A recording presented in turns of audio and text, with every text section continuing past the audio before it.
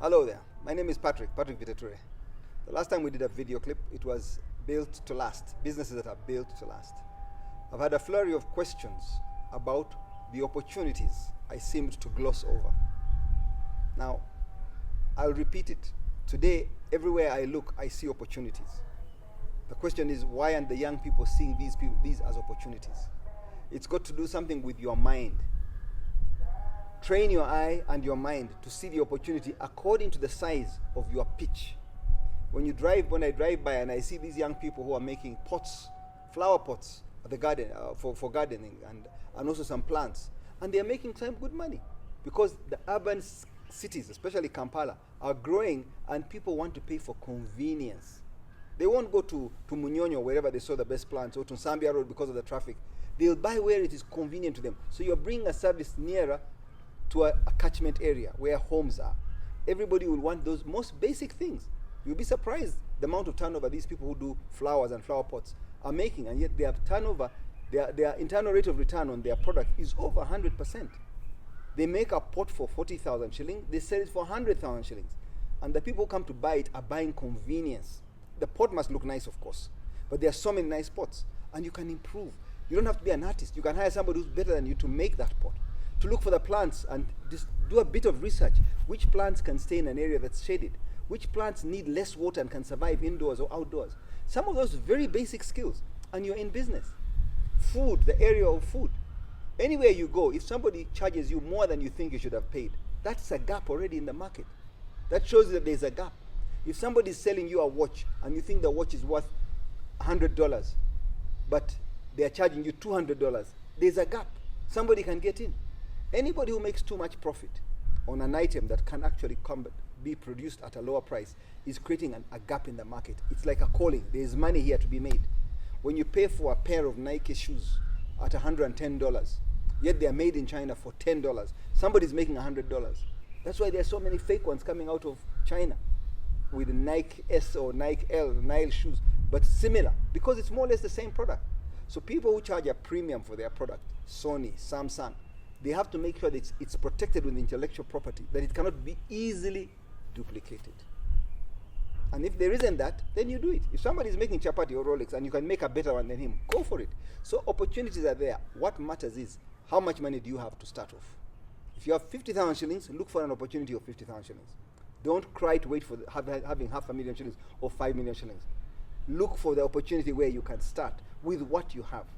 If it means buying some second-hand clothes here and selling them there because you know how to choose good clothes, you know how to match them, start with that. So young people, everywhere I see, I repeat, there are so many opportunities because we have a very fast-growing youthful population. There's a lot more money in the people's hands than pre-1986. It was very hard to sell somebody a tie in 1986 unless he was a government employee. Why would he need a tie? So there are certain things that have changed now, and there's more disposable income that makes everything I see around me an opportunity. So you've got to choose where you want to be, do some simple mathematics around the returns, the rate of return, and how long the trade cycle is. Do you sell quickly every day, or do you sell once a month? Things like that, and then you get into business. Start and you learn as you get along. Let me talk a little bit about the stock market, because I mentioned it in the last video. There are opportunities in the stock market globally. There are some also in Uganda, though they are very narrow in Uganda, simply because I said there were about 8 companies, Ugandan companies, that are listed here, and there's hardly any movement. Those who buy and hold. So there isn't much floating stock that's changing hands regularly, and so it's hard to make margins there. So 2 or 3 of the companies have done reasonably well. I won't mention which ones. But I would advise you then to study a market that's nearer to you, where you can do some research on the background of those companies. In Kenya, there are over 63 companies today that are listed on the stock market. There's some more volatility, there's buoyancy, there's movement in that market, and people are buying and selling shares. I talked about Safaricom the last time, and I said Safaricom was a very good share, whose share price came from 2 shillings, 250 Kenya shillings, 2.50 Kenya shillings, and today is trading at 40 Kenya shillings. And with their foray now to go into Ethiopia, if they succeed, they have made a bid to get into Ethiopia, they've won the bid there, so they are going to probably roll out in Ethiopia. I expect their price to grow because Ethiopia is a huge market with 100 million customers, whereas Kenya had only 60 million, but they've done so well. So they've chosen, they're very focused, they've chosen where to go. I'm not saying go buy Safaricom. I'm saying go do your homework and see which company. Good management, good fundamentals, almost a monopoly. They've got very good technology, very aggressive marketing, and it's addictive. Once they've got to you, it's very hard to let go. It's a sticky business. So look for businesses like that. You can look at companies in Kenya. There's a very wide range, from agriculture to technology to manufacturing. Many of them are doing well because there's a fast-growing East African population with disposable income. So I encourage you to look at these markets. It's something that you have to take a bit of risk, but if you are risk avert, stick to bonds, treasury bills. Today in Uganda, you're getting at least 10%, I think, on a treasury bill, and that's a good return, a decent return. In Europe, they are working on under 1%. So it shows you the gaps in the market. So if you can get 10% every year and it's compounded, the magic is in compounding, then that might be a good investment. Many people talk about saving, and I see this is like a new phenomenon. It's a new craze, or it is in fashion now, for everyone to be talking about saving, saving, saving. First of all, what is the essence of saving? You save so that in the event of a rainy day, when things don't work out, there's a pot of money you can fall back to. So that's the first essence of saving. Secondly is you save money so that you can accumulate some capital that you can invest meaningfully. If it's too little, it's not worthwhile to invest at times. So, and that is a relative term. 50,000 shillings might be worthwhile for someone to invest, and for someone else it is not. And someone might look at 5 million shillings as a minimum for investment, whereas others will say that's too little. So the number depends on you. It's all in your mind. Then saving should be a habit. It's a culture. Once it's built into you as a habit, you'll always learn to be more frugal so that you can save. And when you save, it should give you a kick of adrenaline or something in your body that you feel good that I've saved some money. That's why when we bargain, you go and negotiate, you get a discount, you feel good. But you feel good about what? You're squeezing the guys selling oranges and tomatoes on the street. It's better to do it in business, in the business sense, where you can get a saving, a real saving, and that can go towards an investment. So don't save for the sake of it. Please think about the next step. It's like an equation. You can't have one side, x plus y, without knowing the other side. What does it equal to balance it? So it's good that we save and we can invest. These are the main reasons around saving and investing. I have often said many people have got so much potential, but it's untapped. And that is partly because of our upbringing. When we are taught from childhood at home, before you go to school, not to make mistakes, and you keep getting reprimanded. You go to school, the same thing happens, not to make mistakes. You're taught to do certain things, and everything is structured in that way. When you finish, you come to the real world, and it's not like that. You're not sure if you have the potential. You're not sure if you should take the next step. You're not sure if you should take the plunge and do some business. You think getting a job and getting a secure check at the end of the month is your only option. But it isn't. Now, so many people stay in that state of mind, in limbo, I call it. And they don't want to risk to go out there. And when you do go out there, I must warn you, you will fall a few times. You will slip. If you put your feet in the water is cold at the beginning, but you'll get used to it. So you must take the plunge. You must get in there and try. And slowly you get used to it. And then it gets easier with time. It may take a bit of time, but it will get easier when you start getting things right. And that will only happen when you know what it is that is wrong. You have to fail a few times. So don't see mistakes as a bad thing. You fail, but you learn, and then you get stronger, and you get better. And rather than asking God to change the world for you, God helps you to change so that you are stronger to deal with the world. And that's what matters. So everybody's got potential. It's about checking deep inside you. Keep knocking. Try this door, try that door, until you find where you have real talent. Because your talent is more important than your passion. Passion is good, but not as important as talent. That's your potential. You can do something, go out and do it. So many people have the potential even to do things like drawing, basic art, make cards.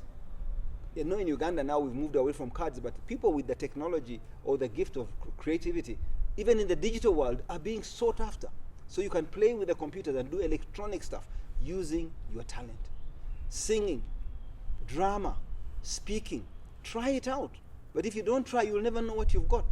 So many people started playing the piano so late and then came out to be fantastic at it.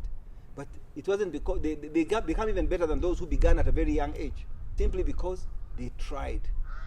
If you've got talent, one day you can unlock it. But it will never come out unless you try. Please go for it. Somebody asked an interesting question, and he'd like to open up a chain of grocery stores. It looks like it's an easy business, but I must warn you, It's not like just opening 20 stores selling 2 or 3 products.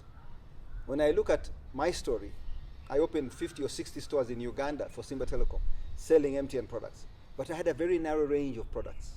Airtime, handsets, maybe a few accessories for the phones. So I narrowed my range so I could manage a business. You have 500 employees working as an engine behind, frontline staff or salespeople, but you've got to have an engine behind that can manage it. And it's an awesome job. It's like a factory. It's a machinery that's got to keep working.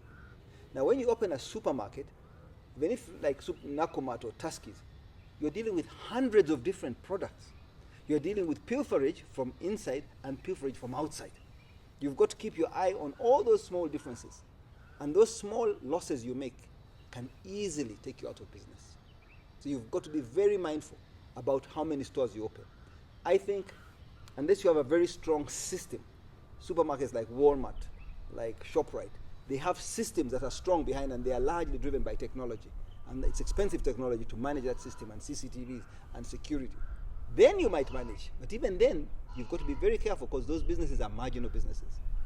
But if you do a business like a supermarket and it's proprietary, that's why the Indian style, the duka, where you are the owner, you go with the keys, you open, you look after your stock, however many products, there you succeed. But once you start scaling it and you're delegating authority to other people to open and run those stores with all these commodities, it's a very tricky business. It's a business model that is almost upside down, a pyramid sitting on its nose. So I prefer you think of businesses that sit on a base. They are more stable, they won't fall over. But those that are upside down, a triangle that's upside down, fall over quickly. Now, supermarkets, multiple stores of supermarkets is largely a triangle like this, unless you have something to support it. Companies like Carrefour come in, Walmart, and they support that triangle upside down, and they make it work. What you're not seeing is that artificial support, which is largely driven by technology. A strong brand, deep pockets. So think about it before you get in. But so many supermarkets have opened up, even one that had grown and became a darling so quickly, especially in Kenya, Nakumatt. You see how quickly they went down. Now, I don't know the reason for its going down, but clearly it grew very fast and the systems couldn't cope with the growth. And so there was a bit of hanky-panky here and there, whether it was the staff or the management, but it's not for me to say. All I know that it's a tricky business, so be careful about how you invest. All right, that was the last question, I think, and I'm sorry for those that have not answered your questions in details. Please keep sending the questions. I will try to make the time to respond to them. Sometimes I try to club them together so my answers are rather long, but they pick on all the small questions and try to put them in one context because they are similar. So keep the questions coming, and those of you who have subscribed, keep your interest in this and share as much as possible these video clips. Thank you.